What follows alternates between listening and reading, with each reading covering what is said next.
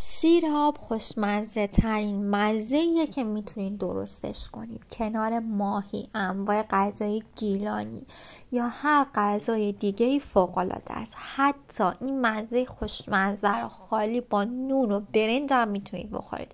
کنار نیمرو و تخم مرغ آبپز هم که اصلا معرکه است. فکر نکنم چیزی باشه که سیراب کنارش خوشمزه نباشه.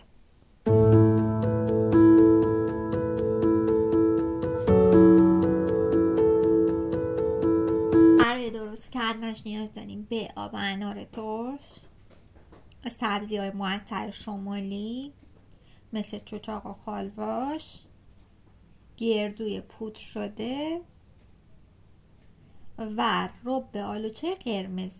همون آب انار خالی کفایت میکنه یا میتونی به جاش رب انار هم بزنید. من از مخلوط اینا استفاده کردم. همه مواد رو داخل گردو میریزم و خوب میکسش میکنم. همونجوری که از اسمش مشخصه، اسمش سیرابه، پس باید یه مقداری رقیق باشه. من کم کم بهش آب اضافه میکنم. البته حواستون باشه اگه خیلی هم رقیق بشه از خوشمزگیش کم میشه. پس نه خیلی غلیظ درست کنید نه خیلی رقیق.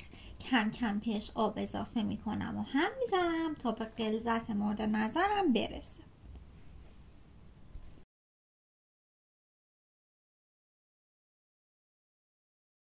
هنوز چنل منو سابسکرایب نکردین، چنلمو سابسکرایب کنید که کلی آموزش های متنوعی دیگه تو راهه.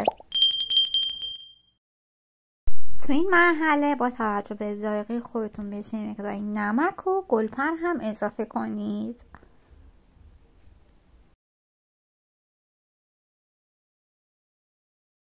زیر رنده شده رو هم بهش اضافه میکنم و دوباره خوب مخلوطش میکنم.